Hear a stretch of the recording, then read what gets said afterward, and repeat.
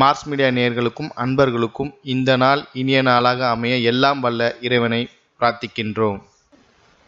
இந்த சேனல் உங்களுக்கு பிடிச்சிருந்தா மறக்காம சப்ஸ்கிரைப் பண்ணுங்க, ஷேர் பண்ணுங்க, லைக் பண்ணுங்க, கமெண்ட் பண்ணுங்க.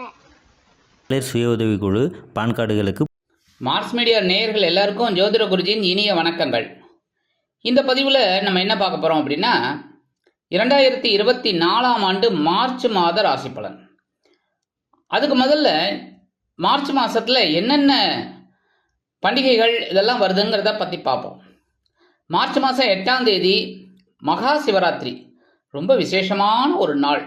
ஏன்னா எல்லா சிவராத்திரியை விட இந்த சிவராத்திரி உச்சிதம், பெரிய சிவராத்திரின்னு சொல்லக்கூடியது.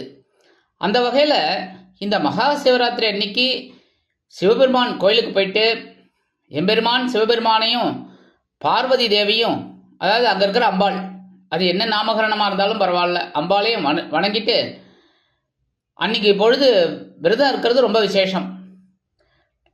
அந்த நாள் ஃபுல்லாக அபிஷேகம் ஆராதனை நடந்துட்டு இருக்கும் கோவிலில், ரொம்ப விசேஷம். எல்லா சிவன் கோயில்லையும் இருக்கும்.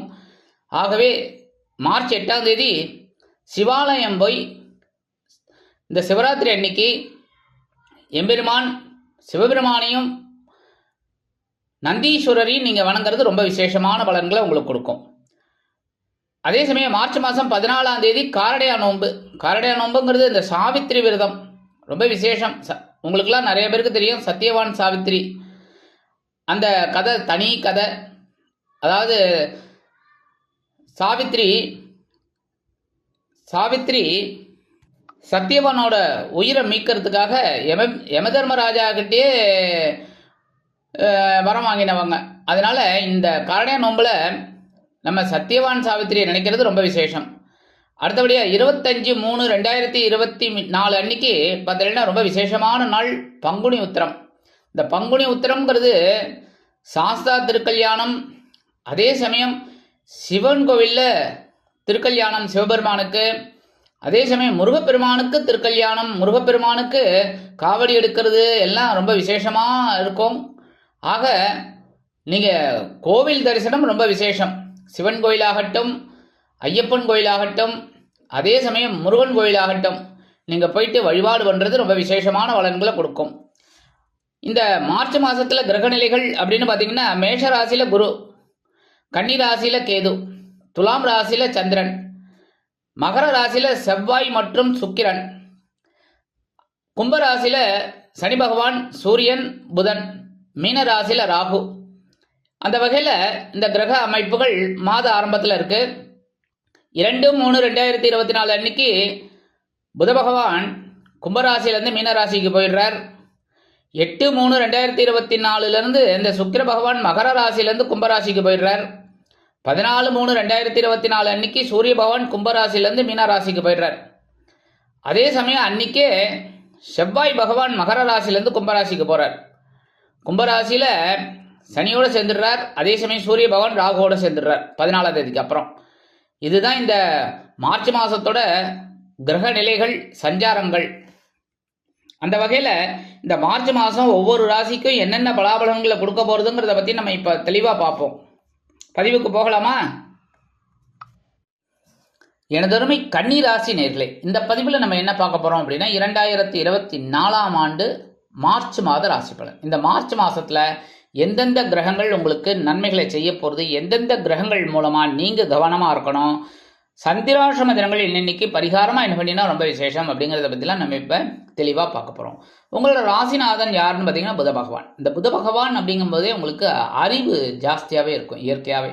அதாவது ஒரு வேலைகளை நீங்கள் எடுத்தீங்கன்னா அதை அற்புதமாக செய்யணுங்கிற ஒரு எண்ணம் உங்களுக்கு இருக்கும். எந்த ஒரு வேலையாக இருந்தாலும் சரி, ஏதாவது ஒரு வேலையை நிறுத்தால் கூட அதை நுணுக்கத்தை நீங்கள் பார்த்துப்பீங்க. அந்த நுணுக்கத்தை ஒரு அறிவுபூர்வமாக வெளிப்படுத்தி வெற்றி அடைவீங்க. அந்த வகையில் இந்த புத பகவான் எங்கே இருக்காருன்னு பார்த்தீங்கன்னா விரையாதிபதி சூரிய பகவானோட, அதே சமயம் 5/6 அதிபதி சனீஸ்வர பகவானோட சேர்ந்துட்டு பகைருண ரோகஸ்தானமாகிய 6ஆம் இடத்துல இருக்கார். 6ஆம் இடம் அப்படிங்கிறது ரொம்ப விசேஷமானது தான். ஏன்னா உத்தியோகத்தில் கொஞ்சம் நெருக்கடிகள் இருந்தாலும் கொஞ்சம் பரபரப்பாக நீங்கள் வேலை செய்வீங்க. இருந்தாலும் இந்த புத பகவான் ஒரு நாள் தான் இருக்க போறார். 2/3/2024 அவர் எங்க வர போறாருன்னு பார்த்தீங்கன்னா கலத்திரஸ்தானமாக்கிய 7ஆம் இடத்துக்கு வந்துடுறார். அதனால கணவன் மனைவிக்கிடையே சிறு சிறு அபிப்பிராய பேதங்கள்லாம் இருக்கும். பேசுகிற வார்த்தைகள், அதேமாரி குடும்பத்தில் கொஞ்சம் ஒற்றுமை எல்லாம் குறையலாம். அதனால குடும்பத்தார் எல்லாரையுமே நீங்கள் கொஞ்சம் அனுசரித்து போகிறது ரொம்ப நல்லதுங்க. முக்கியமாக நண்பர்கள் விஷயத்தில் ரொம்ப அக்கறை எடுத்துக்கணும். தேவையில்லாத விவாதமெல்லாம் அவங்கக்கிட்ட வச்சுக்கூடாது. எந்த ஒரு விவாதமாக இருந்தாலும் சரி, அரசியல் தொடர்பாக இல்லைன்னா சினிமா தொடர்பாக எதாக இருந்தாலுமே நண்பர்களிடத்துலையும் சரி மற்றவர்களிடத்துலையும் அனாவசியமான விவாதம் வைத்துக்கொள்ள வேண்டாம். சரியா? முதல்ல கணவன் மனைவி ஒற்றுமை கொஞ்சம் குறையும். அதனால் பேசுகிற வார்த்தையில் கவனமாக இருக்கணும் குடும்பத்தில். அடுத்தபடியாக இந்த 14/3/2024 சூரிய பகவானும் களத்திர ஸ்தானத்துக்கு வந்துடுறார். சூரிய பகவானும் 7ஆம் இடத்துக்கு வரதுனால இன்னும் உஷ்ணம் ஜாஸ்தி ஆகும். சரியா? அதனால் இந்த மாதம் ஃபுல்லாக நீங்கள் பேசுகிற வார்த்தையில் கவனமாக இருக்கணும், பொறுமையாக இருக்கணும், நிதானமாக இருக்கணும். எடுக்கிற காரியங்கள் எல்லாத்துலேயுமே. சரியா? முக்கியமாக குடும்பத்தில் பேசுகிற வார்த்தையில் கவனமாக இருக்கணும். இருந்தாலும் 5, 6 கூடை அதிபதி சனீஸ்வர பகவான் உங்களுக்கு பகைருண ரோகஸ்தானமாகி 6ஆம் இடத்துலேயே இருக்கிறதுனால உங்களோட தைரியம் வெளிப்படும். எல்லா சவால்களையும் சமாளிக்கக்கூடிய ஒரு ஆற்றல் உங்களுக்கு கிடைக்கும். தைரியம் உண்டாகும். உத்தியோகத்தில் வேலை பளு அதிகமாக இருந்தாலும் அதை சமாளிக்கக்கூடிய ஒரு ஆற்றலும் உங்களுக்கு கிடைக்கும். அதேமாரி உடல் ஆரோக்கியம் ஓரளவுக்கு அப்படி இப்படி இருந்தாலும் இந்த சனீஸ்வர பகவான் உங்களுக்கு ஓரளவுக்கு அனுகூலமாக இருந்துருவார்.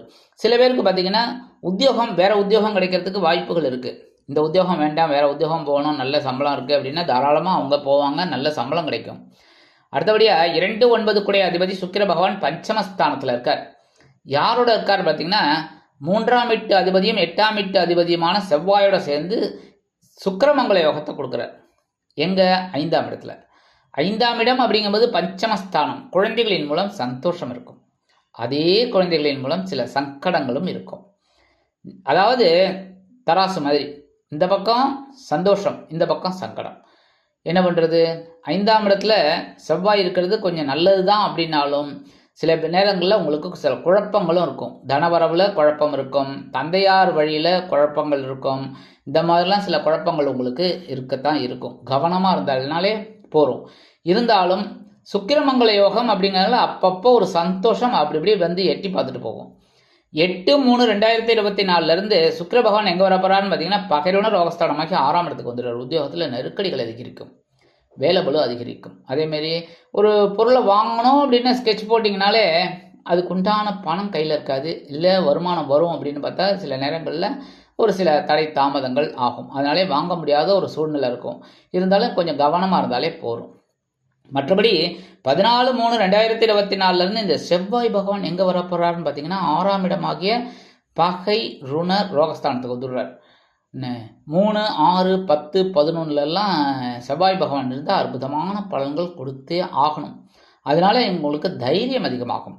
உத்தியோகத்தில் மறைமுக எதிர்ப்புகளை முறியடித்து வெற்றி காண்பீர்கள். சக ஊழியர்களும் உங்களுக்கு ரொம்ப அனுசரணையாக இருப்பாங்க. அதேமாதிரி தொழில் வியாபாரம் அற்புதமாக இருக்கும். தைரியமாக நீங்கள் ஒரு சில அதிரடி முடிவுகள் எல்லாம் எடுப்பீங்க. அதுக்கு கூட்டாளிகள்லாம் ஆதரவாக இருப்பாங்க. அதுவே உங்களுக்கு பெரிய ப்ளஸ் பாயிண்ட். சிறுடை பணியாளர்களாகிய காவல், இராணுவம், தீயணைப்புத்துறை, மருத்துவத்துறையில் வேலை பார்க்கும் அன்பர்களுக்கு எதிர்பார்க்கும் இடமாற்றம், பதவி மாற்றம், பதவி உயர்வு, சம்பள உயர்வு அருமையாக, மிக அருமையாக வந்து சேரும். மனதில் ஒருவித தைரியம் குடிகொள்ளும். அரசியல்வாதிகள் எடுக்கிற காரியங்களில் சிறப்பாக செயல்படுறதுனால அவங்களுக்கு புதிய பதவிகள் இல்லைன்னா பொறுப்புகள் கிடைக்கிறதுக்கு நிறைய வாய்ப்புகள் இருக்குங்க. அதே சமயம் உடன்பிறப்புகளின் மூலம் சில நன்மைகளையும் நீங்கள் எதிர்பார்க்கலாம். உடல் ஆரோக்கியம் ஓரளவிற்கு சிறப்பாக அமையும். எடுக்கின்ற முயற்சிகள் அனைத்தும் இப்பொழுது உங்களுக்கு அருமையாக நிறைவேறி மனதை மகிழ்விக்க செய்யும். அடுத்தபடியா 4, 7 கூடை அதிபதி குரு பகவான். இந்த சுகாதிபதி களத்திராதிபதி குரு பகவான் எங்கே இருக்காருன்னு பார்த்தீங்கன்னா 8ஆம் இடமாகிய அஷ்டம ராசியில் இருக்கார். கொஞ்சம் கவனமாக தான் இருக்கணும். மறுபடியும் சொல்கிறேன், ஏன்னா எல்லாம் இருந்தாலும் அது ஒன்று தான் இல்லைன்னு சொல்லுவாங்க. அதேமாரி எல்லாம் ஓரளவுக்கு பரவாயில்லை அப்படின்னாலும் சனி பகவான், செவ்வாய் பகவான் எல்லாரும் சூப்பர் அப்படின்னாலும் இந்த குரு பகவான் சில நேரங்களில் உங்களுக்கு உறவுகள் மூலமாக சில குழப்பங்களை கொடுக்கலாம். அதேமாரி இந்த வெளியூர் வெளிநாடு போகணும் அப்படின்னா உடல் ஆரோக்கியத்தில் கொஞ்சம் கவனம் எடுத்துட்டு போகிறது நல்லது. அதேமாரி வாழ்க்கை துணை மூலமாக சில குழப்பங்கள் உங்களுக்கு வந்து சேரலாம். இருந்தாலும் குருவோட பார்வைங்கும் போது விரயராசியில் விழுறதுனால செலவுகள் ஒரு புறம் இருந்து கொண்டே இருக்கும். அடுத்த பார்வை உங்களுக்கு தனவாக்கு குடும்பஸ்தானமாகி 2ஆம் இடத்துல இருக்கிறதுனால வரவு வந்துட்டே இருக்கும்.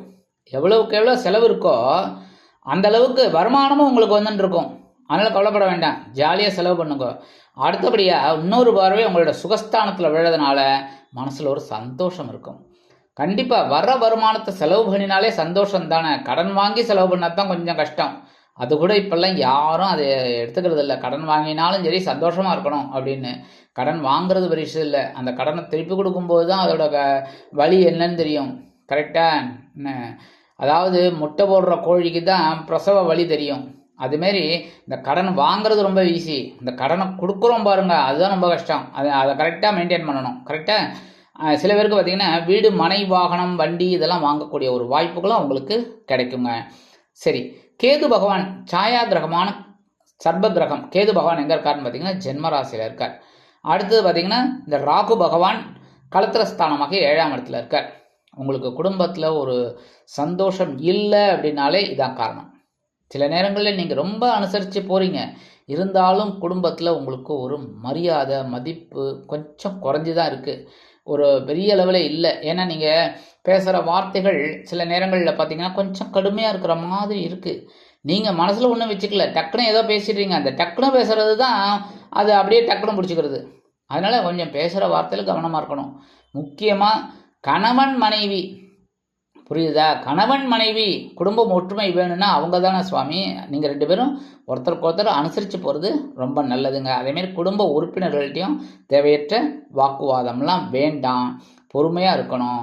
இந்த வெளிநாடு போய் படிக்கணும், வெளியூர் போயிட்டு படிக்கணும், இல்லை வெளியூர் போயிட்டு வேலை பார்க்கணும் அப்படின்னு நினைக்கிறவாள்லாம் கொஞ்சம் சிரமத்தை சந்திக்கிற மாதிரி தான் இருக்கும். இருந்தாலும் மனசில் ஒரு தைரியத்தை வரவழைச்சிட்டு நீங்கள் இறங்குங்க, உங்களுக்கு ஓரளவுக்கு அனுகூலமாக அமையும். இந்த 14/3/2024 இந்த ராகுவோட சூரிய பகவானும் சேர்ந்துடுறார். என்ன சூரிய பகவானும் சேர்ந்துடுறதுனாலே உங்களுக்கு மனசில் இன்னும் குழப்பம் அதிகமாக தான் இருக்கும். சில வேலைகள் டக்கு டக்குன்னு முடிஞ்சால் கூட சில வேலைகள் அப்படியே இருக்கிறதுனால மனசில் ஒரு சந்தோஷம் இருக்குங்கிற மாதிரி இருக்கும், ஆனால் சங்கடங்களும் இருக்கும். அதனால் கொஞ்சம் கவனமாக இருக்கணும். எல்லா விஷயத்திலும் பொறுமை தேவைப்படும். முதல்ல பொறுமை, ஞாபகம் வச்சுக்கோங்க, நிதானம். சரியா? இந்த மாதிரி இருந்தாலே ஓரளவுக்கு உங்களுக்கு அனுகூலமாக இருக்கும். இந்த மாதம் சந்திராஷ்டம தினங்கள் அப்படின்னு பார்த்தீங்கன்னா 13/3/2024, 14/3/2024 இந்த 2 தினங்களில் நீங்கள் எச்சரிக்கையாகவும் பொறுமையாகவும் நிதானமாகவும் கவனமாகவும் நடந்து கொண்டீர்கள் என்றால் கண்டிப்பாக நன்மைகள் இரட்டிப்பாகும்.